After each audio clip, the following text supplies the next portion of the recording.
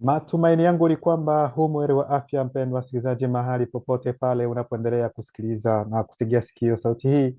Hii ni sauti hii ya ndugu yako Imani Mchombo katika siri ya mambo yaliyofichika, na kwa ruhusa yake Loba Tite ndio tena mbele zenu, wapendwa wasikilizaji, na kipindi na mada hii ambayo tayari mzaliwa pili ambaye ni Zulula San ameshaitoka kwetu, nami kama kawaida naja kuinukuu katika lugha ya Kiswahili. Ndugu zangu, leo tema kama jinsi mnavyojua kwamba tuko katika viwango vya juu sana vya ukweli, na zaidi sana hapa tuko katika sayansi iliyo juu zaidi, maana tumeona kwamba ni muda wa kuwaweka nje hata hawa wanaojiita wanasayansi wanaojiita kwamba wao ni wana sijui wanaanga wengine. Ni muda wa kuwaweka sasa hadharani, muone uongo ambao walioficha na ambao wanaendelea kuficha hadi kwa wakati huu, kwa sababu watu wengi wamechanganyikiwa katika nyakati hizi, na zaidi sana kwa hii safari ambayo imesemekana kwamba ilifanyika, kwamba wanaanga walifika angani huko nini kwenye mwezi, walizunguka mwezi. Wao wenyewe wanasema kwamba mwezi ni mkubwa kuliko dunia, na ili kuzunguka dunia unatakiwa karibu mwaka mzima unazunguka. Sasa inakuwa namna gani wao? Yaani ni sijui ni siku kama 10 kama ngapi, tayari wameshazunguka mwezi mzima, alafu wamerudi tayari. Wengi watasema kwamba labda alikuwa na chombo ambacho kina kasi sana ili kwamba kuzunguka. Ndugu zangu, mnajua kwamba kuna nadharia nyingi sana zinazozunguka kuhusiana na kuwepo kwa mwezi. Yes, wanasayansi kama jinsi nilivyosema, wao watawapa nadharia zao, watawapatia kwamba mwezi umetokana na hii, lakini mnaposikiliza nadharia yao, mnaposikiliza maelezo yao, ndugu zangu, yani hayaendani, hata hayana hata mashiko, tunaweza tukasema, kuhusiana na ujio aidha uwepo wa mwezi. Alafu kuna historia zingine mkizisikia kuhusiana na namna gani wanavyoeleza kwamba mwezi umekuja, hakika mnaweza mkafikiri labda wanaeleza watoto wachekechea, aidha sijui watu ambao hawana akili. Lakini haya yote sote tulikuwemo ndani, tulipata hizo sayansi na tukakubali tu bila hata kufikiria, hata kutumia akili. Lakini wale ambao bado wangali ni wajinga ndio watabaki bado wameshikwa katika hizo nadharia zao ambazo ni za uongo, nadharia za njama ambazo hazina mashiko, ambazo hazina hata ukweli ndani yake.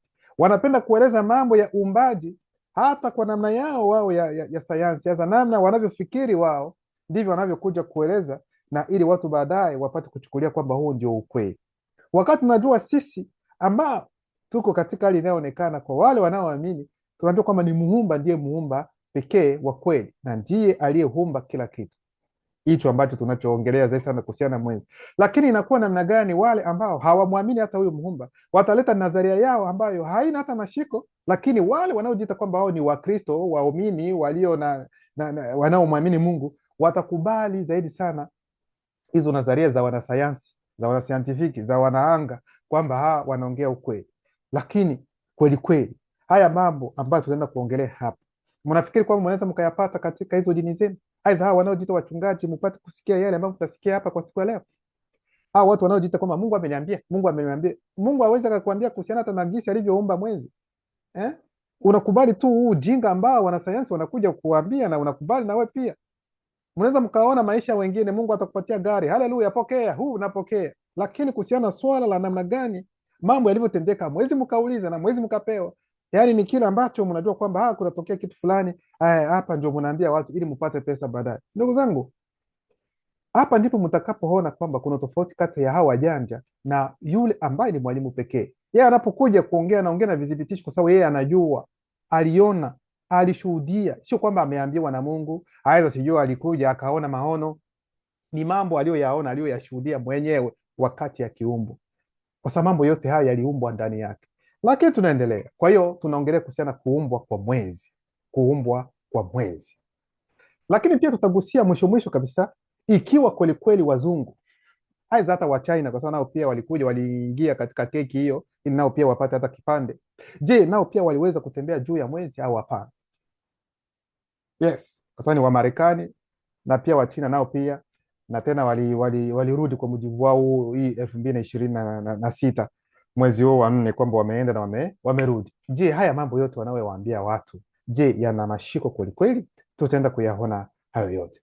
Tutasoma kwanza namna hao wanasayansi wanavyoongelea kuhusiana na namna gani mwezi ulivyotokea, ulivyoundwa, yani umekuja namna gani. Msikilize gisi wanavyosema wao wanasayansi kwamba mwezi umekuja namna gani, alafu baada ya hapo tutaingia ndani ya Biblia za kisasa tuangalie nao pia wanasema namna gani, na alafu tutatoka hapo ndio tunaingia sasa katika uhalisia ili muone kile ambacho kipo. Hao wanasema hivi, mnaweza mkaangalia hata kwenye internet, mnaweza mkaandika ili mpate taarifa hii ambayo wanasema mwezi ni mwili wa angani wenye miamba unaozunguka dunia. Huenda uliundwa kutokana na mgongano wa asteroidi kubwa sana, kuna mabano, kama saizi ya Mirihi, tunafunga mabano, na dunia miaka bilioni 4.5 iliyopita. Kwa hiyo kwa mujibu wa wanasayansi wao wanasema kwamba mwezi uliundwa, yani ulitokana namna gani? Yani ulitokana na mgongano wa asteroidi ambayo ilikuja, ambayo ni kubwa sana, iliyokuja kugonga nini? Inagonga mwamba. Sasa huo mwamba kwa mujibu wao ulikuwa tayari uko na moto, yani unawaka.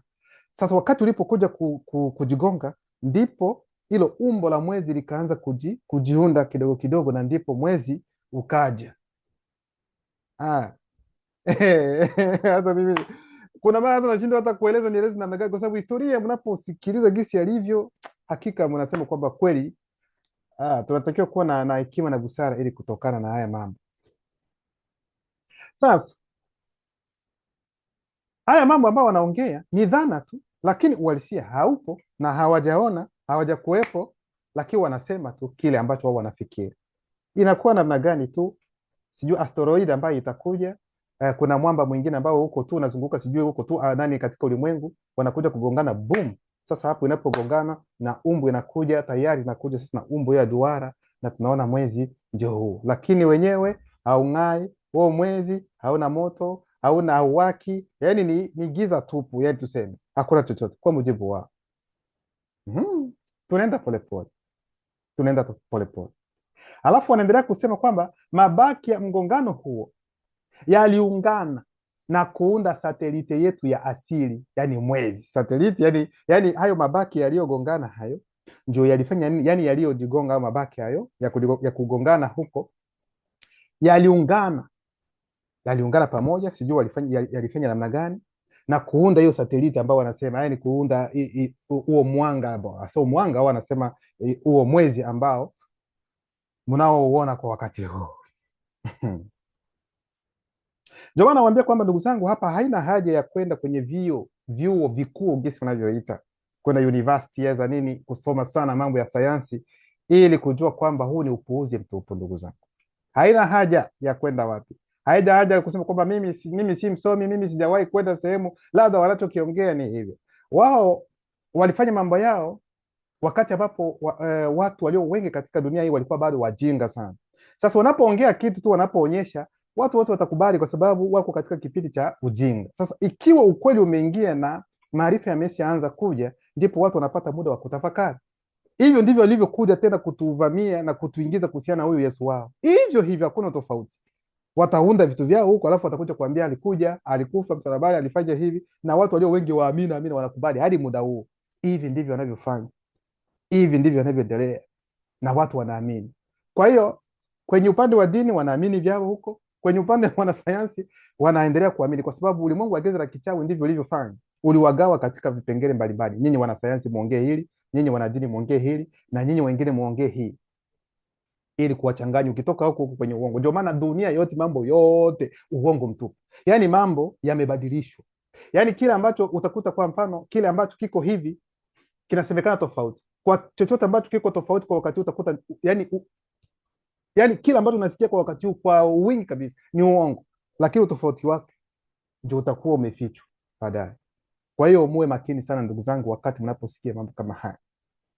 Kwa hiyo hapa wanatuambia kwamba ni namna hiyo gisi mwezi ulivyoundwa, ulivyotokea, kwamba kuna asteroidi ambayo ilikuja kujigonga kwenye mwamba, na hivyo vipande vya nani vya mgongano huo vikajikusanya pamoja, alafu vikafanya nini? Vikaunda hiyo duara ambayo kwa sasa hivi ni mwezi ambao mnauona kwa wakati huu.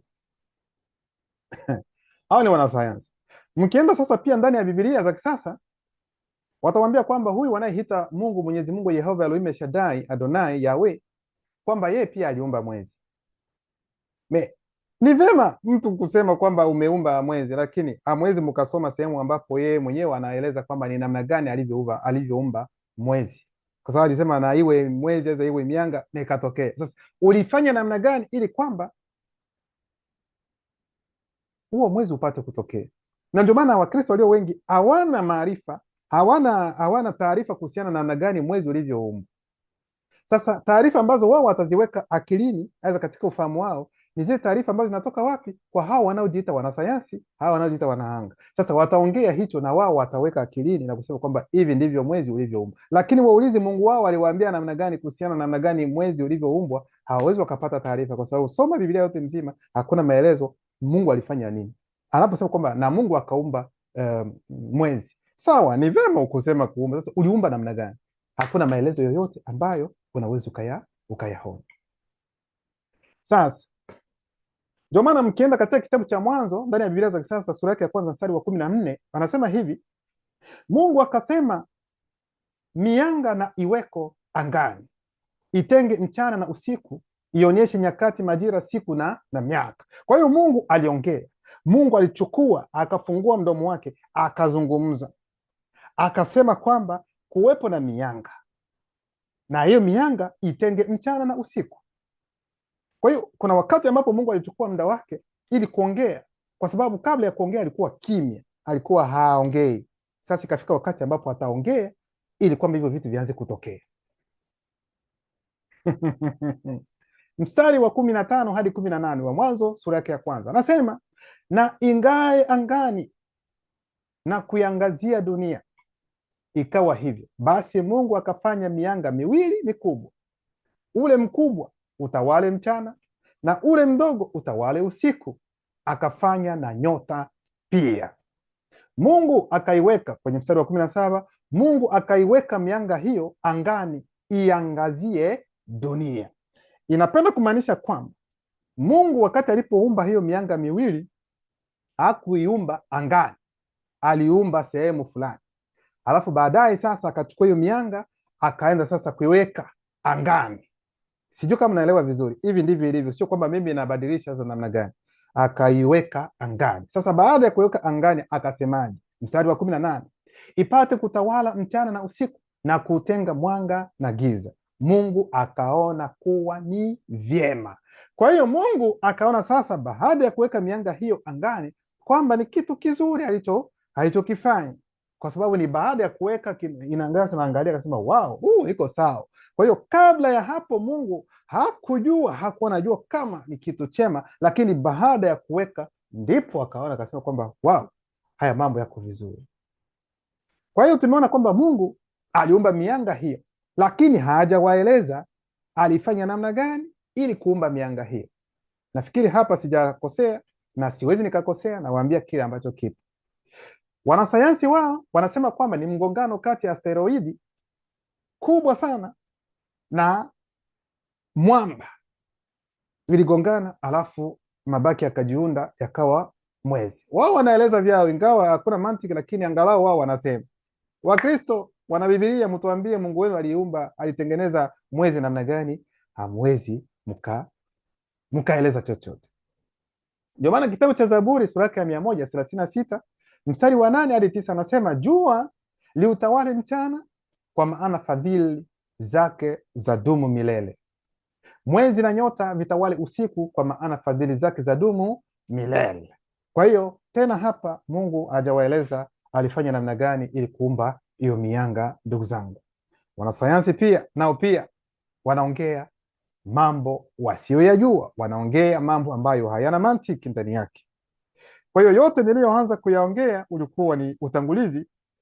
Sasa tuende kuingia katika gogwa lenyewe za china lenyewe la mafundisho. Kwa hiyo wewe unayejiita kwamba ni mwanasayansi, nitakuomba chukua kiti ukae chini ili uende kujifunza. Usiweke kiburi kwa sababu haujui chochote. Sikiliza kwa makini. Wewe unayefikiri kwamba unajua mambo ya sayansi, kaa hapo chini tuongee sasa, muangalie sasa ule ukuu gisi ulivyo, na hizi takataka za historia ambazo hazina mashiko walivyokuja kuwapandikiza ndani. Kwa hiyo muelewe kwamba hata hao wanasayansi ni manabii wa uongo. Muelewe vizuri, hao wanaanga ni manabii wa uongo, wanaendelea tu na uongo hivyo hivyo. Hakuna tofauti kati yao na hao wanaojiita wachungaji, waalimu, mabishop kwa wakati huu. Hilo muelewe vizuri. Ndio maana mafundisho yetu kama kawaida yatakuwa na vipengele mbalimbali. Kipengele cha kwanza tutaongea kuhusiana na jukumu la mianga katika hali inayoonekana, kwa sababu wakati ambapo mianga inapoumbwa lazima muelewe lengo lake ni nini hasa katika hali inayoonekana. Inapenda kutupatia kitu gani hasa, ni nini ambacho tukajifunza kuhusiana na hilo.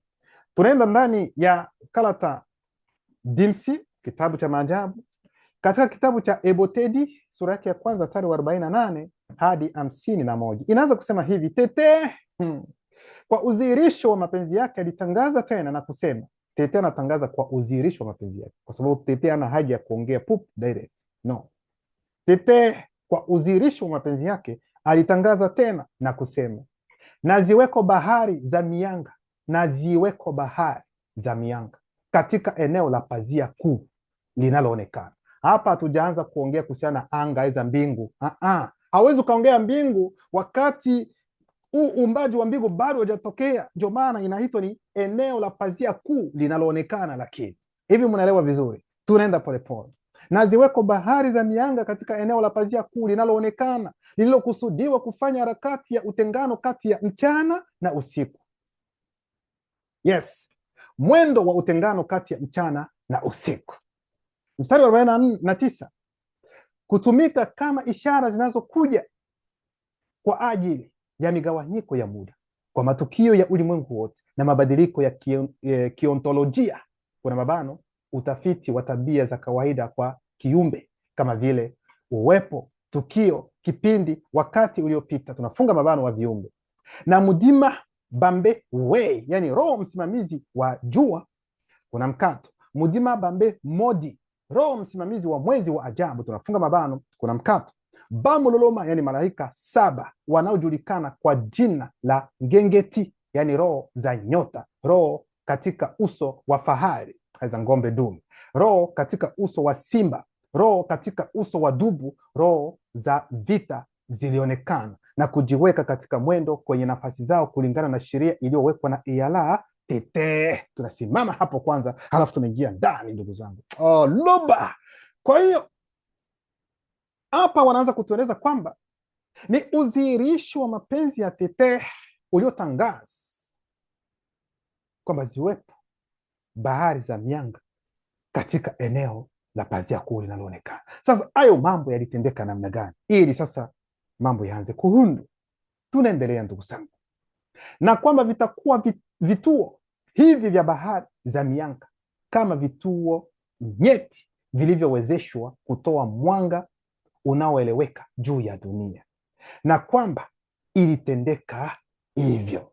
Kwa hiyo kwanza hapa kwenye kipengele hiki tunaona kwanza jukumu la mianga katika hali inayoonekana. Tumeona kwamba ni kuangazia, kuna kutupatia nyakati, majira, mambo kama hayo yote tumeyaona kwa nini viwepo, lakini hatujaeleza namna gani vilitengenezwa, kwa sababu ili kwamba ufanye kitu hizi, ili utengeneze kitu, unatakiwa kwanza uwe na sababu kwa nini unapenda kukitengeneza. Na ndio maana tunatoa kwanza sababu ya kwa nini hiyo mianga ipate kuumbwa, halafu sasa itaumbwa, kwa sababu hauwezi ukafanya kitu ambacho hujafikiria. Ingawa Loba yuko nje na fikra, hana haja ya kufikiri yeye. Nasema kulingana na sisi usemi wetu katika hali inayoonekana. Ndio maana kipengele cha pili sasa, uso uliofichika wa mwezi. Uso uliofichika wa mwezi, aidha upande uliofichika wa mwezi, kwa sababu mtu anaposema uso wataweza kufikiri kwamba labda mwezi una macho, una mikono, aidha una pua, una masikio. Uso yani ni upande usioonekana, yani unaojificha wa mwezi. Tete kwa udhihirisho wa mapenzi yake hivyo akafanya vyanzo viwili vikuu vya mianga ya mwanga. Mianga ya mwanga. Kwa hiyo tunaanza kuona kwamba kuna mianga miwili kuu ambayo yote ina mwanga, kila mmoja na mwanga wake. Wei ambao wataita jua, kwa ajili ya mwangaza mkuu juu ya viumbe kama nguvu wakati wa mchana, na modi ndio mwezi wa ajabu, kwa ajili ya mwangaza mkuu juu ya viumbe kama nguvu wakati wa usiku. Kuna mabano, kuweka alama na kudhibiti nyakati, zama, kurekebisha tarehe, sherehe, miadi na safari za nyakati zilizopita na zijazo za hali inayoonekana. Tunafunga mabano kwa kuunda galaksi zenye kumeta, na pia alikuwa amedhamiria uwepo wa vitivo pepe vya ulimwengu. Kuna nukta mbili, ngengeti, yaani nyota. Kwa hiyo tuende kujiuliza mwezi ni kitu gani, ndugu zangu? Maana wanasayansi wao wanasema kwamba ni asteroide ambayo ilikuja kujigonga kwenye mwamba, yani ni kama vile ni mwamba tuseme, ambao ukajikusanya ukawa duara kama gisi mnavyoona. Ni mwamba, ni kitu kimoja ambacho ni mwamba tu, kama gisi mnavyoona picha wanazozitoa hata wakati huu. Mwezi, kwanza, kitu cha kwanza mnatakiwa kuelewa kwamba mwezi ni saa ya ulimwengu. Hivi mnaelewa vizuri? Mwezi ni saa ya ulimwengu. Maana mwezi haukuwekwa tu kwa ajili ya kuleta mwanga kama gisi tunavyoona nyakati za usiku, au kuweka alama au kudhibitisha kwa mfano nyakati na kadhalika, bali pia mwezi ni saa, ni majira ya ulimwengu. Tutaenda kuonyesha namna gani. Ndio maana kitabu cha Bebisedi ya Mormon, yani ufunuo wa Mormon, yule ambaye wataita Sulemani, sura yake ya 8 mstari wa 26 hadi 35 inasema hivi: pia itatokea kwamba katika nyakati zilizo mbali sana, kuna mabano, wakati ujao, tunafunga mabano na zetu, kuna mkato, wazungu kadhaa katika shida yao ya akili, kuna mabano, chini ya uvuvio wa demoni za kidini za daraja la juu, tunafunga mabano, kuna mkato, watasema na kudhibitisha, kuna mabano, wa nadharia, kuna mkato, zana, tunafunga mabano, kulingana na maelezo yao, kuna nukta mbili, tunaweka nukuu, kwamba mwezi labda uliumbwa kwa mgongano kati ya asteroidi kubwa sana na dunia na watatoa nadharia zingine kadhaa kuhusu uundaji, kuna mabano, uumbaji wa mwezi. Kwa hiyo Mormon ambaye wataita Sulemani mwenyewe aliona ufunuo huo tayari, kwamba kwa nyakati zitakazokuja kuna wazungu kadhaa watakaojitokeza, wataleta nadharia, wataleta dhana zao kuhusiana na namna gani mwezi ulivyotokea. Wao watasema kwamba kutakuwepo na asteroidi moja ambayo itakuja kugonga kwenye mwamba, ambao unaweza kusema labda mwamba wa dunia za nini, na ambapo sasa mabaki yake yatajifanya kitu kimoja ili kutengeneza na mwezi utatokea. Wao wanasema hivyo. Kwa hiyo tayari Mormon alikuwa ameshapata huo ufunuo kwamba hawa jamaa watakuja baadaye, watakuja kusema hivi, na haya ndio mambo ambayo mnayaona kwa wakati huo. Ndio maana kipengele cha 3, maelezo ya uumbaji na kuzaliwa kwa mwezi. Sasa twende kuonyesha ni namna gani sasa mwezi ulivyoumbwa, sio kwa namna gisi wanavyosema. Mwezi haukutokana kwamba kuna mwamba ambao wanasema ambao uko ambao unawaka moto namna gani ambao ukapiga. No, hapana, hatiana na hayo maelezo wanayoyatoa. Sikilizeni kile ambacho kilitendeka, ndugu zangu. Walakini tunajua kwamba wakati wa uundaji wa mwezi, udhihirisho wa mapenzi ya Tete ulichora ulichora, kuna mabano, ulidhihirisha, kuna mkato, ulifunua, tunafunga mabano, duara, pia kwenye moja ya mianga isiyo na umbo ambazo ulikuwa umeumbwa hapo awali kutoka kwa maji ya msingi. Tunasimama hapo. Kwa hiyo mwezi sio mwamba kama wanasayansi wanavyosema, bali msingi kabisa wa mwezi, kitovu kabisa cha mwezi kabisa ni maji ya msingi, na hayo maji ya msingi katika lugha ya asili yanaitwa Madiba Ibaiti, yani maji ya msingi, aidha maji ya kwanza kabisa.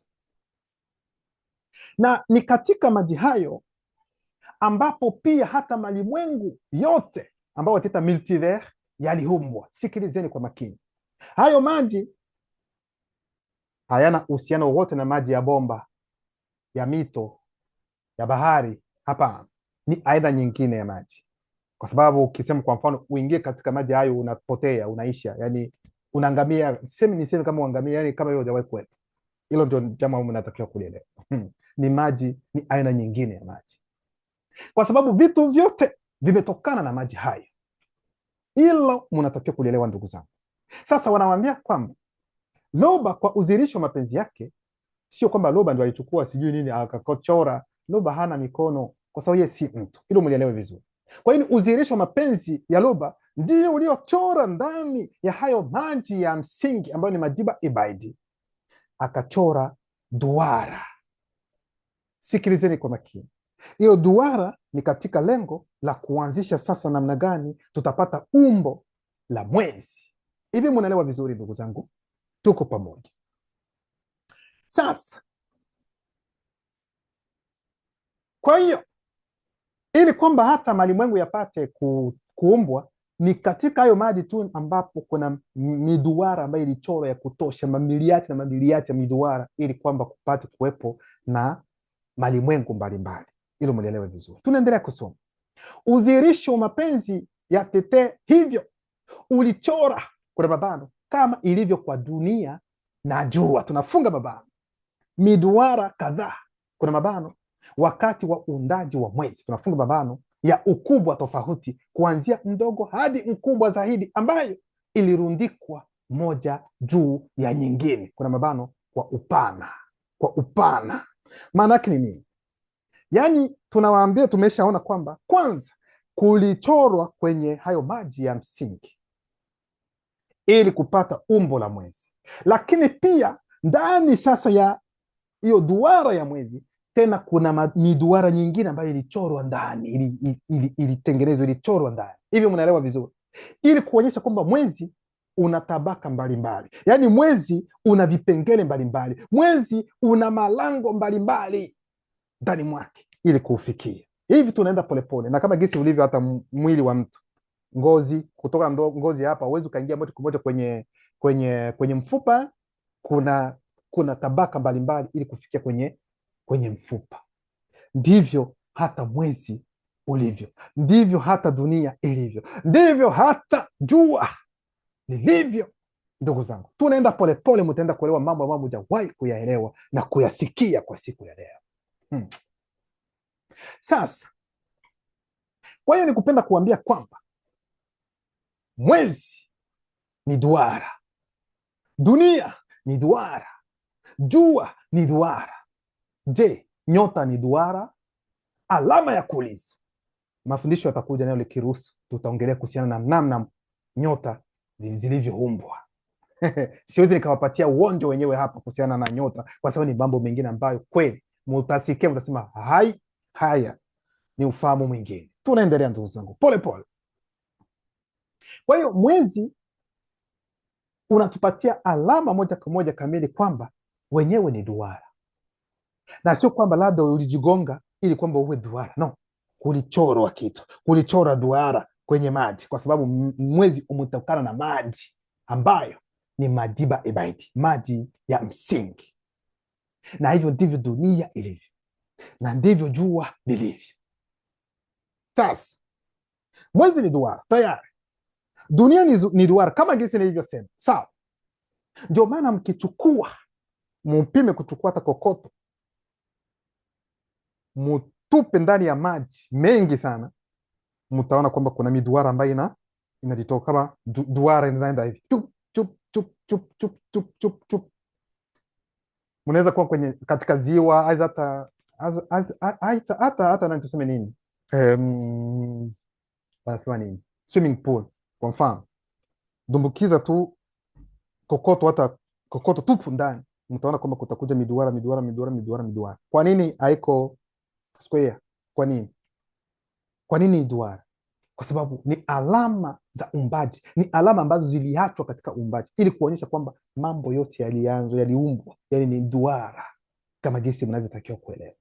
Hata ulimwengu pia ni duara. Tunaenda polepole, mtaenda kuelewa ndugu zangu. Kwa hiyo sasa,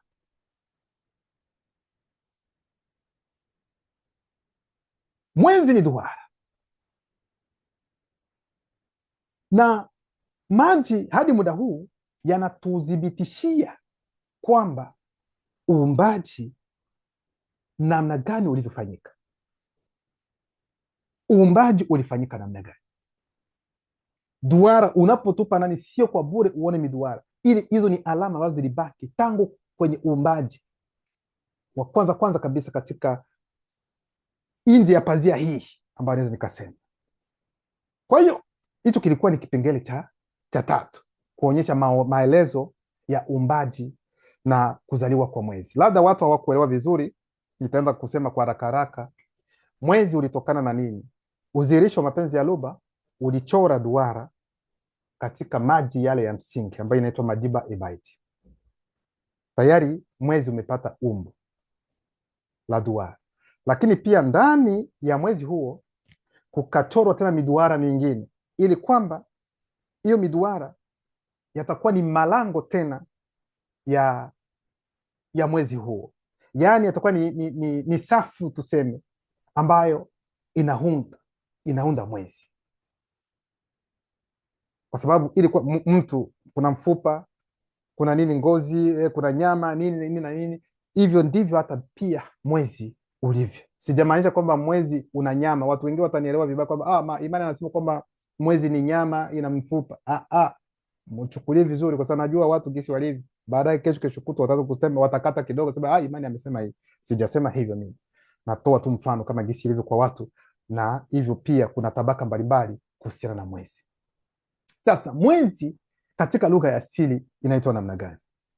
Kwa sababu ili kuelewa mambo ya msingi kuhusiana na uumbaji, ni vema kuelewa mambo kama gisi yalivyokuwa katika lugha ya asili ambayo ni Duala ya zamani, Duala ya kale. Mwezi maana yake ni jina lake, yani katika lugha ya asili inaitwa Modi. Modi ndio mwezi. Ndio maana mtaona kwamba hata katika lugha hizi za asili, hata zetu za watu weusi, unaposema mwezi tunaona mwezi, lakini unaposema kwamba huu ni mwezi wa kwanza, mwezi wa pili, mwezi wa tatu, tunaongelea kuhusiana na mwezi tu, kwa sababu ni mwezi ambao unaleta hizo nyakati, inakwambia hivi tumeingia katika wakati fulani. Mwezi unaitwa Modi, na Modi kuna maneno mawili, mo na di. Modi, Modi. Na mo maana yake itamaanisha yeye. Sikilizeni kwa makini, yeye. Di itamaanisha wale au sisi. Maana yake Modi yenyewe, yani mwezi wenyewe, katika lugha ya asili, jina lake linadhihirisha na linathibitisha kwamba wakati huu mwezi ulipoumbwa kulikuwepo na mashahidi, kulikuwepo na viumbe ambavyo havina nyama wala mifupa, viumbe vya roho ya agizo kula vitu. Hilo mlielewe vizuri. Sasa inasema hivi, tunaendelea kusoma Mudima, kwa sababu nimesema kipengele cha 4, sijui kama nilikuwa nimeshaongea, ni Mudima Bambe Modi. Yes, ambaye ni roho msimamizi wa mwezi wa ajabu. Hicho ndio kipengele cha 4. Sasa watatueleza Mudima Bambe Modi, ambaye ni roho anayesimamia mwezi wa ajabu, alikuwepo pia. Alikuwa kuna mabano, yuko mtukufu, mwenye kutisha sana, na pia mwonekano wa kuogofya, na pia angavu sana. Vile vile Mudima Bambe Wei, kuna mkato, pumzi, kuna mabano, nishati ya msingi, tuna mkato, matarajio, mwendo wa neno, tunafunga mabano, uliotoka kinywani mwa Mudima Bambe Modi. Uliotoka kinywani mwa Mudima Bambe Modi ulitoa nishati kali na yenye nguvu zaidi kuliko mabumbe. Maana yake kuliko mlipuko wa joto nyuklia, aidha thermonyuklia na mengineyo, ambayo watu watahita katika nyakati hizi na nyakati zijazo. Kwa hiyo nakwambia kwamba pumzi tu inayotoka kwenye kinywa cha roho anayesimamia jua, kwa roho anayesimamia mwezi, ni nishati ya ajabu inayopita hata bomu zote za kila aina za nyuklia, za thermonyuklia. Mwezi pia umeundwa kwa tabaka kadhaa. Sikilizeni kwa makini. Mwezi pia umeundwa kwa tabaka kadhaa. Miili, yani kuna mabano, miili, malango, tunafunga mabano. Tunaposema malango, hata milango sio milango ya nyumba unafungua ndani ya nyumba yako unaingia. No, sikilizeni vizuri. Vivyo hivyo dunia na jua, kuna mkato, mwezi unayo malango mengine ambayo hayafikiwi na wale wa hali inayoonekana, kuna mabano, isipokuwa kupokea uanzishwaji wa neno. Kwa hiyo kuna sehemu, kuna pande zingine za, yani ndani ya mwezi kuna tabaka ambazo muweze mkafika, tuseme huenda uanzishwe na neno. Yaani hakuna mtu ambaye katika linaonekana anaweza akafika, labda yule ambaye ameanzishwa na neno la Loba, na Loba kupitia udhihirisho wa mapenzi yake ameruhusu kwamba uende ili ufike, ili uone hilo linawezekana. Hivyo sijui kama unaelewa vizuri. Sasa kitu cha kwanza, mumeelezwa namna mwezi ulivyoumbwa, yaani kupitia maji ya msingi ambapo kutachora duara, na ndani ya duara hiyo ambayo itakuwa ni mwezi tayari umeshakuwa duara, kutachorwa miduara tena nyingine ambayo ni malango ya mwezi yenyewe. Huo ni msingi wa kuumbwa kwake mwezi, na hapo kuna roho ambazo zitatazama, zipo pamoja, ziko hapo, zinaangalia kile ambacho kinachotendeka, namna mwezi unavyoundwa. Niendelee kusema kwamba safu ya kwanza, sasa tunaanza sasa kwenye mlango wa kwanza, yaani safu ya kwanza, kuna mabano mwili, yaani lango la kwanza, inajulikana kwa jina la tongo la tete na modi. Tongo la tete na modi maana yake ni nini? Yaani ni kiini cha ndani kigumu cha mwezi, ambao wataita mkifaransa noyau interne. Noyau interne, yaani tunaweza tukasema kama vile gogwa la ndani. Ni kama vile kwa mfano unakula ende, unakula lakini ndani kuna gogwa, yaani lile gogwa kabisa ya mwezi, ndio hiyo ambayo inaitwa tongo la tete na modi. Yaani kila kitu kina katikati mwake, tuseme hata dunia ndivyo ilivyo, hata mtu anaye hiyo tutafika wakati mwingine na likiruhusu. Hiyo ndio safu ya kwanza, yaani hilo ndio lango la kwanza la mwezi, ambalo ni ndani kwa ndani, ambalo liko ngumu. Safu ya pili, kuna mabano mwili, lango, inajulikana kwa jina la tongo la oboko la modi. Tongo la oboko la modi, kiini cha nchi ambacho kina umajimaji, sio kwamba labda ni maji, ni aina nyingine cha mwezi.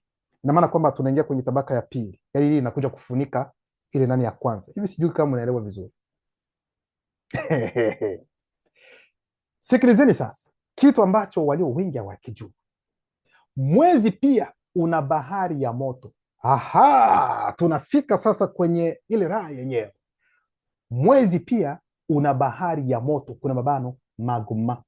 Magma kama vile dunia ina magma, ina bahari ya moto ndani mwake, na ndio maana mtakuta baadaye kuna wakati ambapo volkano zitatokea chini ya dunia, volkano, kwa sababu ndani ya bahari, ndani ya dunia pia kuna bahari ya moto. Dunia ina bahari ya moto ambayo inaitwa magma, hata mwezi ina hiyo. Sikilizeni kwa makini sasa. Hilo ndio jambo ambalo hawa wanaojiita wanasayansi hawawezi wakapenya. Ndio maana mtaona wakati watakapochora kwamba wamefika angani kwa mwezi, wataonyesha mwezi ni mweusi tu, hakuna chochote ambacho kinaendelea. No, sikilizeni kwa makini. Mwezi pia una bahari ya moto, kuna mabano ni magma ndani yake, na kwa sababu ya ukosefu wa ujuzi wa uwepo wa bahari hii kwa wengi, hao watatoa nadharia za kila aina ili kueleza uso unaoonekana, kuna mabano taswira ya kuonekana inayoonekana ya mwezi. Kwa hiyo walio wengi, kwa sababu hawajui kwamba mwezi ndani mwake kuna bahari ya moto ambayo ni magma, wataendelea kuleta mambo yao ya ajabu. Mwezi hauna mwanga, au unasaidiwa mwanga kutoka kwa jua. Tutafika huko, twende polepole, mtaenda kuelewa. Kwa hiyo jua lina magma, lina bahari ya moto, yaani ni safu ya moto kubwa. Hata pia mwezi ni hivyo hivyo, dunia pia ni hivyo hivyo. Hilo mnatakiwa kulielewa. Mwezi pia ndani mwake kuna bahari ya moto. Kwa hiyo hawa wanayojiita wanasayansi, wanaokuja kusema kwamba sijui mwezi umetokana na mgongano wa asteroidi iliyojigonga kwenye mwamba. Sasa kabla ya kugonga kwenye mwamba, huo mwamba wenyewe kwanza ulikuwa na umbo gani? Hawawezi wakatuambia ulikuwa na umbo gani, namna gani tu mwamba umeripuka, sijui uliripuka namna gani, unatembea katika ukuu wa ulimwengu, unakuja kukutana tu na hiyo asteroidi tu, inagongana na mwezi unatokea. Hatuko wajinga sisi, sio watoto kama gisi mnavyotuchezea kwa muda wa kutosha. Fini la recreation, mapumziko yameisha. Mwezi pia ulidhihirishwa ili kuashiria na kurekebisha nyakati, vipindi, kuweka tarehe, sherehe, miadi na safari za nyakati zilizopita na zijazo za hali inayoonekana. Kwa maana mwezi wa ajabu pia ni saa ya ulimwengu. Maana yake ni nini? Sikilizeni kwa makini. Unakuja yani ndio kushusha hadhi kabisa ya mwezi. Hakika yani yani mnajichukulia sijui kama nyinyi mnajichukulia kama nani, au mmeenda kwenye mwezi mnaonyesha Mungu kwenye mwezi, lakini pembeni hata ya mwezi hakuna hata nyota, alafu watu wamesha dai wanasema kwamba wanaonyesha picha ambazo hakuna hata nani, hakuna hata nyota. Ndio maana tena mnaenda kwenye kwenye maabara tena mnaongeza na nyota, mnakuja kuonyesha tu nyota tena tudogo hivi, watu wanalia. Mbona nyinyi mmeshakuwa karibu na nani, mmeshakuwa afadhali umbali wa dunia kumeshakuwa kwenye mwezi, namna gani tena nyota zinaonekana kama kwa ndogo ndogo? Afadhali sisi ambao tuko tena duniani tunaona tena nyota kwa ukubwa tena kuliko hata wenyewe ambao wanasema kwamba walifika mwezini. N'importe quoi, mufike kwa mwezi ili iwe nini? Bado tutafika, tutaangalia kama kule kweli mlifika, nisiwaharibie uonjo wenyewe. Kwa hiyo nikupenda kuambia kwamba kwa sababu niwaonyesha kwamba mwezi pia una malango, na neno likiruhusu kwamba mnapata kujifunza na linawaanzisha kuhusiana na hayo malango. Unaweza kupitia mwezi kuona mambo yaliyopita. Sikilizeni kwa makini. Unaweza kuona mambo yaliyopita, mambo yaliyopo, hata mambo yajayo unaweza ukayaona pia. Inategemea ni mlango gani ambamo utaingia. Yaani neno likiruhusu kwamba unapenya katika malango hayo, unaweza ukaingia na ukaona hata namna moto na muto walivyokuwa katika bustani ya Edeni. Mfano, unaona gisi watu walivyokuwa, watu wetu gisi walivyokuwa wakiishi katika nyakati hizo. Mwezi una rekodi haya mambo yote. Sikilizeni kwa makini. Yaani mwezi una rekodi kila kitu. Hivi mnaelewa vizuri? Mwezi una rekodi matukio yote tangu kuumbwa kwake. Kwa sababu ndio maana mwezi hauko tu hapo tu kwa sababu kuangaza tu. No, una rekodi. Sasa hao wanaoita wasayansi wanaposema kwamba walitembea juu ya mwezi, ni mwezi gani ambao walitembea juu yake? Mimi najiuliza, ni mwezi wa namna gani ambao walitembea juu yake? Huo mwezi huu ambao tunaujua huu, watafanya namna gani?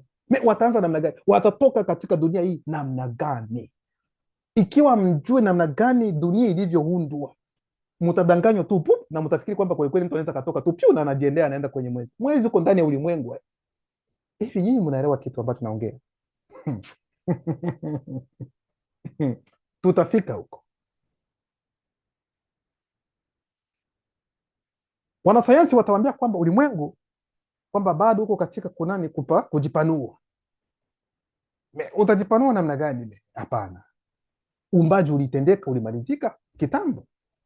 Sasa ujipanue tena uende wapi? Kwa sababu niliwaambia kwamba ili kwamba upate kujipanua lazima uwe na nafasi tena nyingine ambayo ili kwamba upate kujipanua. Hivi muelewe vizuri. Sasa ikiwa nafasi ndio hiyo tayari upo, utajipanua namna gani na hakuna nafasi nyingine ya kujipanua tena? Ndugu zangu, muelewe kwamba tunapoongelea kuhusiana na mwezi, tunapogusia nyota, tunagusia jua, tunapogusia ulimwengu, na pia tunapogusia mtu mweusi, wote hao wana DNA moja. Chembe ya uumbaji ni moja. Wala ndio maana watu weusi ndio warisi wa ulimwengu. Watu weusi ndio warisi wa mali mwengu ambao wanaita univers,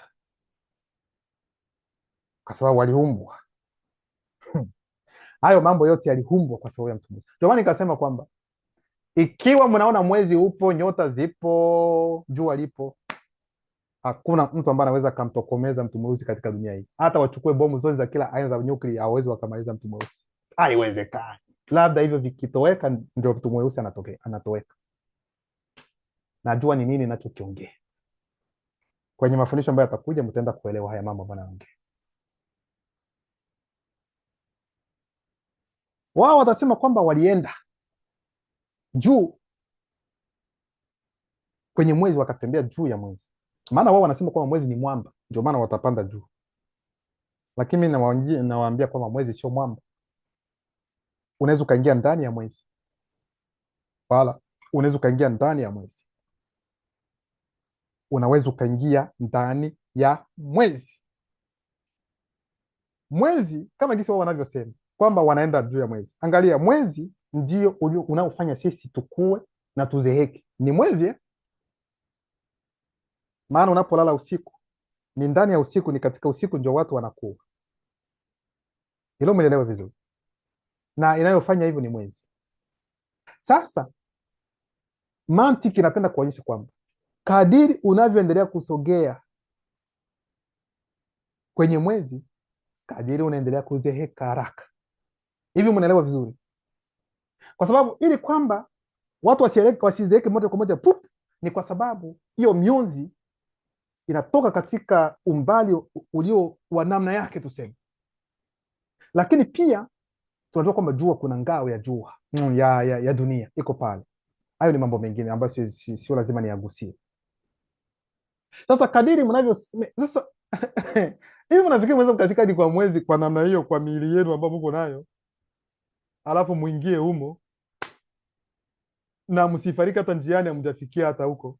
Ameataka huu mwezi ambao tunaona huu huko katika mwili mwingine, sio mwili huu wa nyama katika hali inayoonekana. No, ni mwili ambao unaitwa mwili wa cosmic. Ni mwili cosmic, sio mwili huu wa nyama wa nani. No, yaani unatakiwa nawe pia uwe katika mwili huo ili kwamba upate kuingia sehemu hii. Chombo ambacho utatengeneza kinatakiwa kiwe na umbo aisa, na tuseme na material ambayo ni ya cosmic ili kwamba upate kuingia huko. Hivi mnaanza kuelewa vizuri eh?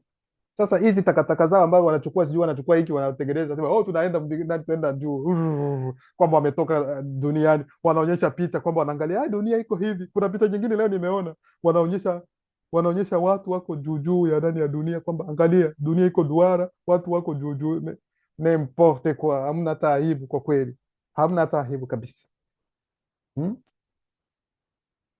Kwa hiyo sio kwa bure kwamba ni mwezi ambao unaangaza usiku,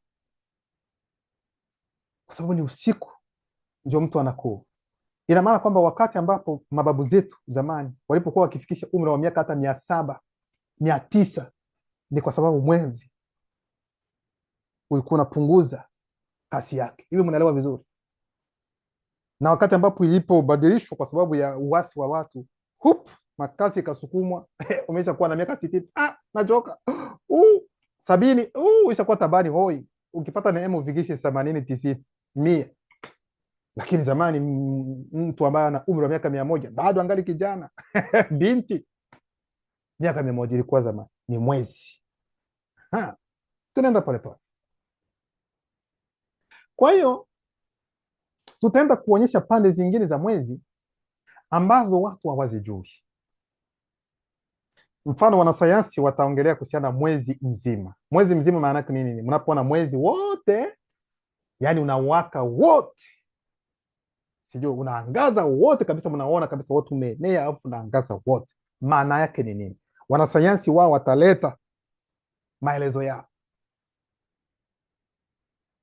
wataleta mantiki zao kuhusiana kwamba mnapoona mwezi umekuwa wote kamili hivi na unawaka zaidi, watakuwa na kitu ambacho watakieleza. Ndio maana kipengele cha 5, maelezo kuhusiana na mwezi kamili.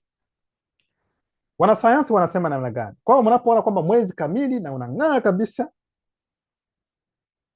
wanasema ni awamu ya mwezi ambapo uso unaoonekana wa mwezi kutoka duniani unaonekana kuangazwa kikamilifu na jua.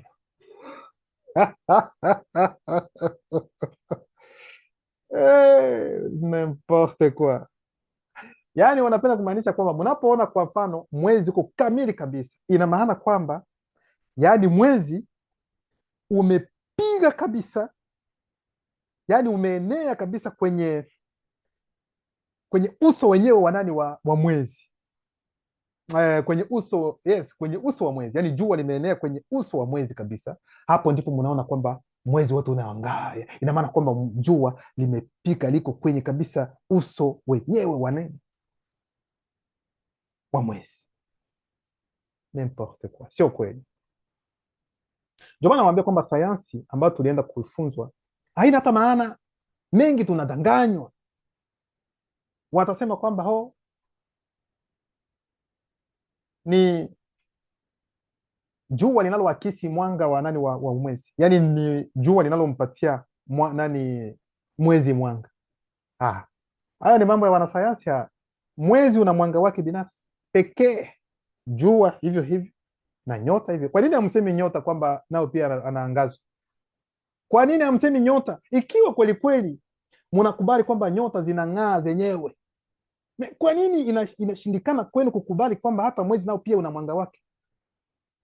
Kwa hiyo kwa mujibu wenu, mwanga wa nani, wa nyota nao pia ulikuja namna gani? Hamjatueleza kuhusiana na namna gani nyota zilivyokuja nazo pia. Mtasema hivyo hivyo kwamba kuna miamba mingine ambayo ilikuja kujigonga hivi hivi ikawaka. Sasa kwa nini mwezi wenyewe hauwaki kwa mujibu wenu nyinyi? Kwa ndugu zangu, ni uongo mtupu. Mwezi una mwanga wake, jua lina mwanga wake, wasiwadanganye. Na hapo ndipo mtaelewa kwa nini hili jambo ambalo mnaliita kwamba kupatwa kwa mwezi maana yake ni nini. Kupatwa kwa mwezi ni nini? Wao wanaojiita kwamba wanajua, sijui wanajua kila kitu, wanaeleza kama gisi wao wanavyotaka. Ni nini kupatwa kwa mwezi? Ikiwa wanakubali kwamba ni jua linaloangaza mwezi ili mwezi upate kuang'aa, wanieleze ni nini kinachotendeka wakati ambapo mwezi, yani kupatwa kwa mwezi, ndio wanasema kupatwa kwa mwezi ni nini kinatoka, ni nini kinatokea? Wanasema kwamba sijui kama ni mwezi aidha ni jua, ni mwezi nafikiri unaokuja kukaa mbele inakutana na jua, wote wanakuwa kwenye nani moja. Ikiwa nyinyi mnasema kwamba ni jua linalofanya kwamba mwezi upate kung'aa kumrazi, sasa ikiwa watakutana kikawaida, si mwezi tena utang'aa tena zaidi? Kwa nini kuwe giza? Sasa mtueleze kwa nini kuwe giza, kwa nini giza liwepo? Kwa sababu ikiwa mwezi hauna mwanga wake hata kidogo, kwamba jua ndilo lililo na mwanga linalofanya kwamba mwezi upate kung'aa. Sasa wanapokutana, munieleze kwa nini tena kuwe giza? Kikawaida mwezi unatakiwa tena kung'aa tena zaidi sana. Kwa nini ni giza? Na tena mnasema kwamba jua ni kubwa kuliko mwezi. Sasa ikiwa ni mwezi ndio huko na jua liko nyuma na mwezi umekuja mbele umezuia, na kwamba jua ni kubwa kuliko hata mwezi, kikawaida tungekuwa tunaona kwamba mwezi unajichora ndani na huku tunapata mwanga nje, kuonyesha kwamba kwa sababu jua litakuwa ni kubwa kuliko mwanga, lakini mkiangalia wote ni kimo kimoja. Kwa hiyo nikupenda kuambia kwamba mwezi na jua wote wana kimo kimoja, yani wana ukubwa mmoja, na mwezi una mwanga wake na jua lina mwanga wake. Sasa wanapokutana, ndio maana mianga miwili inapokutana yote inakuwa null, inakuwa zero, yani ni giza. Ndio maana mnaliona hilo kupatwa kwa mwezi kama gisi unavyosema. Wanasayansi wanakuja kumweleza watu mambo ambayo hayana hata mantiki, lakini mkiingia katika ufahamu mtaona kwamba wanakuja kudanganya watu, na afu wanakula pesa. Wao jamaa wanakula miela kulikweli, mamilioni, kwa sababu ya kudanganya tu. Lakini sisi ambao tuko hapa tunaongea ukweli. Walio wengi hawapendi hata hawajali hata wengi hawachana nao, lakini wale ambao wanaongea mambo ambayo ni ya uongo ndio utakuta wote wako kule, kama vile sijui ndani ni inzi ambazo zinaenda kufuata nani kinyesi. Ndio hivyo. Kwa hiyo mwezi kamili wao wataeleza hivyo, kusema kwamba ni wakati ambapo mwezi, jua linapopiga kabisa kwenye usawa wa nani, wa uso wa nani wa mwezi, ndio maana mwezi unakuwa mwezi kamili unaonekana. No, hapo wanawachukulia kama vile watoto wadogo. Sasa kitu ambacho mnatakiwa kuelewa ni kwamba wakati wanaposema kwamba mwezi uko kamili, umeonekana wote kamili, maana yake nini? Tutawapatia maelezo ya kiroho. Sisi tutawapatia maelezo ya kiroho. Kabla tujaendelea, kuna jambo ambalo bado tulikuwa bado wadogo, tulikuwa tunaliona ndani ya mwezi. Wakati tulipokuwa bado wadogo, mnapotazama hata wakati huu, mnaweza mkatazama ndani ya mwezi, mtaona kama vile ndani kuna madoa madoa nyeusi hivi ndani ya mwezi, mkiangalia vizuri. Sasa ndio bado tulipokuwa watoto sisi wadogo kabisa, walikuwa wanatudanganya, walikuwa wakituambia kwamba kuna mwanamke aliyebeba mtoto mgongoni. Sijui kama nyinyi pia mlidanganywa hivyo wakati mlipokuwa bado wadogo. Sisi tuliingia humo humo tukadanganywa hivyo kwamba ndani ya mwezi kuna mwanamke ambaye ana mtoto wake mgongoni. Wengine wanasema kwamba ni Maria mama wa Yesu. Yesu yuko mgongoni, Maria anambeba. Tulikuwa tunadanganywa hivyo. Lakini hayo madoa ambayo mnayaona ndani ya mwezi, hasa kwenye mwezi, natakiwa kuelewa kwamba, na tuliwaeleza kwamba mwezi una magma, yani mwezi una bahari ya moto ndani mwake, na ndivyo ilivyo hata dunia naye pia. Mkitoka nje ya dunia mtaona pia kuna madoadoa, ili nawaambia mulielewe vizuri. Kuhusiana na mwezi ni hivyo hivyo, yaani magma, maana yake magma inapanda, yaani ule moto inapanda tupu katika uso wa mwezi, tupu tena inashuka tupu. Sasa inapopanda hivi na shuka, inaacha alama kama vile madoa, na hiyo ambayo inapanda inaweza ikachukua hata ukubwa hata wa inchi, baadhi ya inchi inachukua, inabaki tu pale. Sasa sisi huku tunaambiwa kwamba ni mtoto ambaye amebebwa kwenye mgongo la mama yake, sio hivi. Kwa hiyo na msifikiri kwamba labda huo moto unaweza kuharibu nani mwezi. Hapana, kwa sababu mwezi una ulinzi wake wa kiroho, wa kinafsi, wa cosmic, hata wa hali inayoonekana. Hilo mlielewe, ile msio na wasiwasi, msijali. Kwa hiyo tukirejea sasa kwenye maelezo kuhusiana na mwezi mzima, mnatakiwa kuelewa kwamba mwezi mzima, mnapoona kwamba kuna mwezi mzima umeenea, achana na hayo maelezo ya wanasayansi, muelewe kwamba ni ufunguzi wa baadhi ya madhihirisho ya kiroho. Yes, ni ufunguzi kwa baadhi ya madhihirisho ya kiroho, kwa sababu mambo haya yaliwekwa tangu mwezi ulipoumbwa. Yako hivi kwamba mkiona hapa, mwelewe kwamba kuna aina za madhihirisho ya kiroho yanayotendeka katika wakati huu. Sijui kama mnaelewa hivi. Sasa walioanzishwa wao walikuwa wanajua hayo, walikuwa wanajua vizuri ni nini ambacho kinamaanisha. Ndio maana tukienda katika kitabu cha Ebotedi sura ya kwanza mstari wa 409 hadi 413 nasema, muda fulani baadaye Longa ndio wataita Seti, mwana wa tatu wa Adamu kwa mujibu wao, alikuwa ameketi chini ya mbuyu usiku wa mwezi mzima. Alipokuwa akifikiria na kutafakari juu ya fumbo la uhalifu wa kindugu wa kaka yake Mudiwe, ambao ulifanywa na Pongise kwa madhumuni ya urejesho unaojulikana. Palikuwa na mlipuko, kuna mabano uwazi, nishati hai, tunafunga mabano ya mwanga wa msongamano mkubwa sana, kuna mabano mkusanyiko nguvu nishati. Longa aliinua macho yake na kutazama, na tazama, kulikuwa na watu wawili weusi waliovaa kitani kilichometa kama mawe ya thamani, na kila mmoja akiwa na mkanda wa dhahabu safi kiunoni mwake. Mwili wao wote ulikuwa kama mwonekano wa umeme. Nywele za vichwa vyao zilikuwa zimejikunja. Nyuso zao ziling'aa kama umeme. Macho yao yalikuwa kama miali ya moto uwakao. Mikono na miguu yao kama shaba iliyosuguliwa sana, na ngurumo ya sauti zao ilikuwa kama kelele za umati wa watu.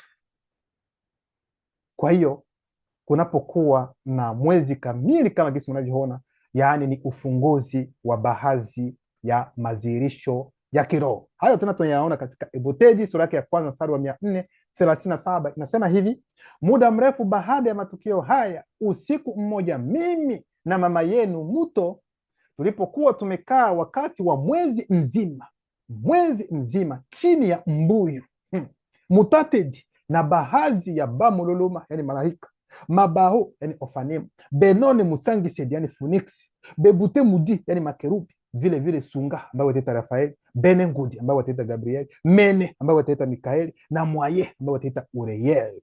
Walitutokea. Mutatedi alituhutubia na kusema, moto na Muto, mwanaume na mwanamke wa kipekee na jasiri, licha ya anguko, bila hiari ambayo inahusishwa na dhabihu. Kwa hiyo wasije kuwaeleza mambo mengine tofauti, ndugu zangu, ya kimwili. Wao wanakuja kueleza mambo ya kimwili, kwamba wao mnapoona kwamba mwezi umekuwa wote hivyo, wote umeenea kabisa, ina maana kwamba jua limekuja limepiga kabisa, n'importe quoi. Hata mnapoona mwanga wa jua na gisi mnavyoona mwanga wa mwezi usiku, mnaona vinafanana kweli kweli? Vinafanana? N'importe quoi. Sasa kwa sababu kitu cha kwanza ambacho watu wanashindwa kuelewa ni kwamba mwezi, kabla ya kuona jinsi tunavyoona hapa, ulianza kwanza kudhihirishwa, uliumbwa katika ulimwengu wa nafsi, yaani ni mwili wa nafsi ndio ulianza kuonekana, kwa sababu anguko ilikuwa bado haijakuwepo. Mwezi, jua, vyote viliumbwa, nyota viliumbwa katika nini? Katika ulimwengu wa nafsi. Alafu anguko likaja, tunaona hayo. Kipengele cha 6, maelezo kuhusu mwezi mpevu. Yes, kwa sababu kuna wakati ambapo zaidi sana wakati wa mwezi mpevu ndio mtaona kwamba ni kama vile kuna iko hivi, kuna upinde, kama alama ya upinde hivi gisi mnaona. Sasa watu wanajiuliza, mwezi uko namna gani? Je, mwezi ni duara, ni kipande, ni mzima? Watu wanachanganyikiwa, ni nini ambacho kinatendeka? Tumeshaona kwamba mwezi uko duara. Sasa inatokana namna gani? Inatokea namna gani kwamba tuone kwamba upande kama haujanea wote? Kwa sababu nimewaambia kwamba hayo ni matukio ya kiroho, yaliumbwa hivyo ili kuwapatia watu walio katika hali inayoonekana taarifa ya dini ambacho kinatendeka katika wakati huu. Tumeshaona kuhusiana na mwezi mpevu, mwezi kamili. Hivi sasa tuangalie sasa kuhusiana na mwezi mpevu. Unapoona hivyo, maana yake ni nini wewe uliye katika hali inayoonekana? Watu wasije kuleta maelezo ya wanasayansi. Wao wanasayansi watakuja kusema namna gani wanaposema kwamba kuna mwezi mpevu gisi wanavyosema.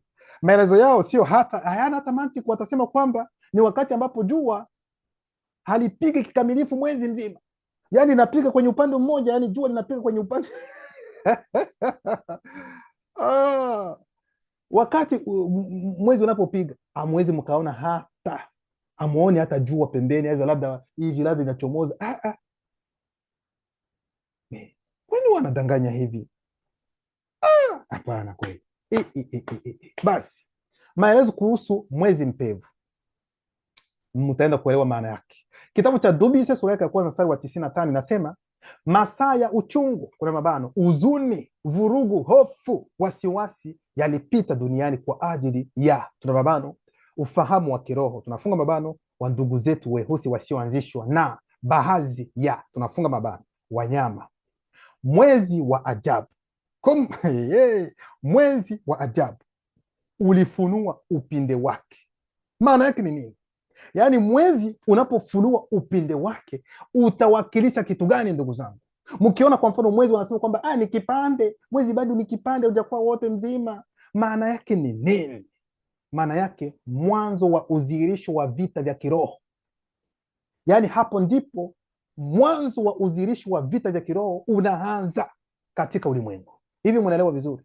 Yaani hizo ni taarifa ambazo zipo, ambazo zimewekwa kwa ajili ya mwezi. Kwa watu walio katika hali inaonekana wanaelezwa hivyo.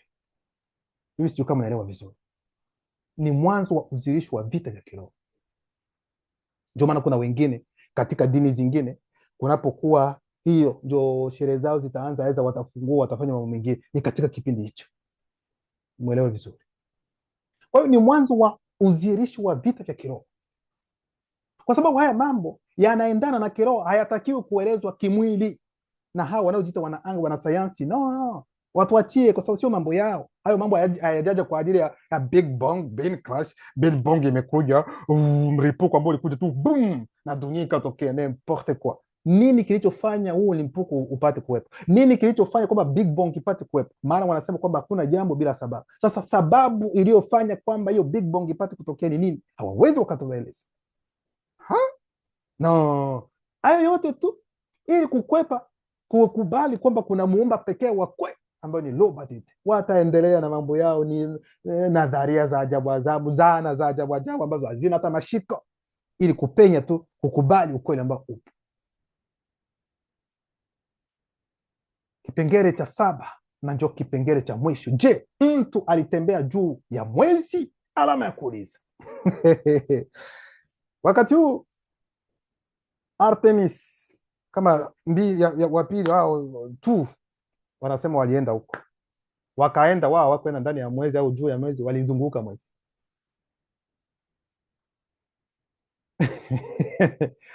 Acheni ujinga, hapana ujanja kuna maisha ya watu Hakuna mtu kwa hao wote aisa wanadamu, tuachane historia ya watu weusi kipindi cha zamani akina Wumsi, hawawezi wakatoka hata nje ya dunia. Hakuna chombo chochote kile ambacho wanaweza kutengeneza kinaweza kufanya kwamba watoke hilo walipo, wasahau. Nasema nje ya dunia. Kuna tabaka zingine hata za dunia hawawezi wakafika hapa. Sijasema nani safu ya ozoni, sijasema kush de ozone, no, sisemi. Kwa hiyo picha zote wanazowaonyesha nini na nini, mumelishwa matongo gisi wanavyosema, uongo mtupu, zimetengenezwa ndani ya maabara. Hivi mnaelewa gisi nasema? Hakuna yeyote ambaye amefika kwenye mwezi, ni uongo mtupu. Niwaambie kitu, unapotoka nje ya dunia, ina maana kwamba katika ulimwengu hakuna oksijeni. Hivi mnaelewa vizuri? Hakuna hewa, hakuna oksijeni, na bila oksijeni hakuna mawasiliano. Hivi mnaelewa vizuri? Bila oksijeni hakuna maelewano na watu walio katika dunia. Hivi mnaelewa vizuri Sasa inakuwa namna gani wao wanasema kwamba wako angani, alafu wana communicate na watu ambao wako katika dunia kupitia kitu gani? Kwa sababu bila oksijeni mazungumzo yapiti. Hivi mnaelewa gisi nasema? N'importe quoi. Waachane nao wajanja, wajinga tu, wazee meno yamehoza, alafu wanakula pesa hapana msaa, wanakuja kukaa, wanakuja kuongea, wanakuja kujionyesha kwamba wao wana akili, kwamba wana busara, kwamba wanajua mambo. Unajua kitu gani? N'importe quoi. Na watu walio wengi kweli wana akili sana kuliko sisi, watu wetu tuko hapo tu, wala n'importe quoi. Achana na hao ujinga wao ambao wanakuja kuambia watu. Hakuna yote ambaye ameshawahi kufika. Katika mwaka wa 1969 kulikuwepo na hao wanaanga watatu kama sijakosea. Mmoja aliitwa Armstrong ambaye anajulikana sana. Kuna mwingine ambaye aliitwa Buzz Aldrin na mwingine aliitwa kama Michael Collins. Wao walisema kwamba wao walienda mwezini. Walisema kwamba walienda mwezini. Ndio wao kwanza. Twende polepole. Mnaweza mkatafuta hata kwenye YouTube, kuna interview ambayo mmoja wao alifanya na kabinti kamoja hivi kadogo, kwa sababu kuna vitabu ambavyo waliandika kuhusiana na mambo ya anga, wakaandika hata pia kuhusiana na vitabu, yani watoto wakiwa wadogo waanze kujifunza kuhusiana. Sasa ulikuwa kama vile uzinduzi wa kitabu hicho. Kuna kabinti kadogo ambapo kalikuja kumuuliza kuhusiana na swala la mambo ya anga. Hiyo interview mnaweza mkaipata hata muda huu kwenye YouTube. Hako kabinti kalikuja kakamuuliza,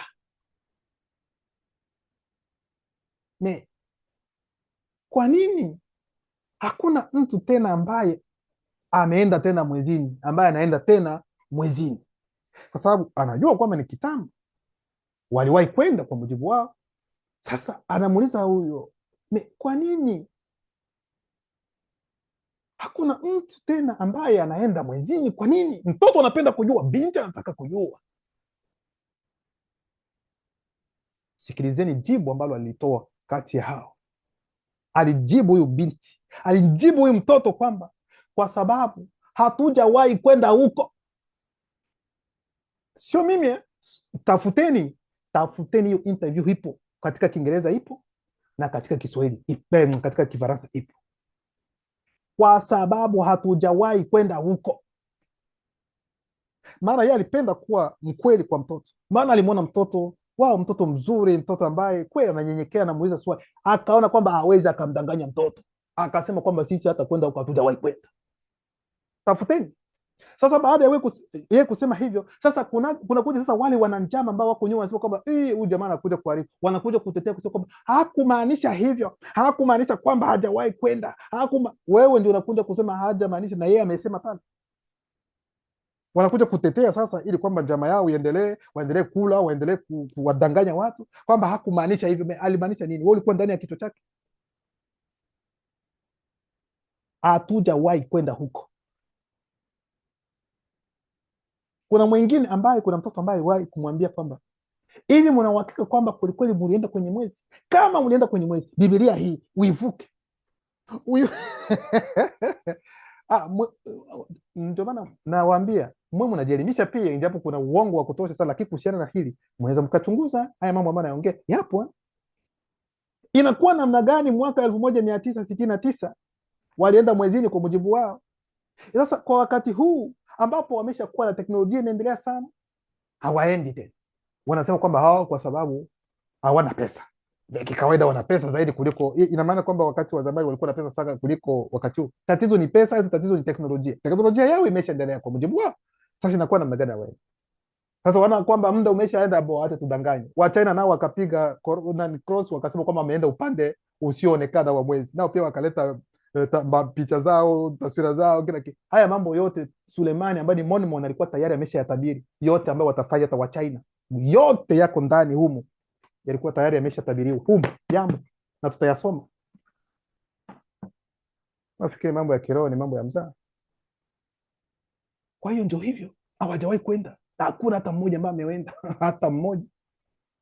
Ndio maana kitabu cha Ufunuo wa Mormon sura yake ya 8 mstari wa 36 hadi 39 inasema hivi: katika miaka milioni chache ijayo, wazungu kadhaa na damu mchanganyiko metisi chini ya uvuvio wa dimoni za kidini za daraja la juu watawadanganya, kuna mabano, watawanyanyasa, tunafunga mabano, wengi wa wakati wao, yaani kwamba walitembea juu ya mwezi. Huyu anayesema hapa ni Mormon. Ni miaka maelfu, mabilioni, mamilioni ya miaka amepita, alitoa ufunuo Mormon.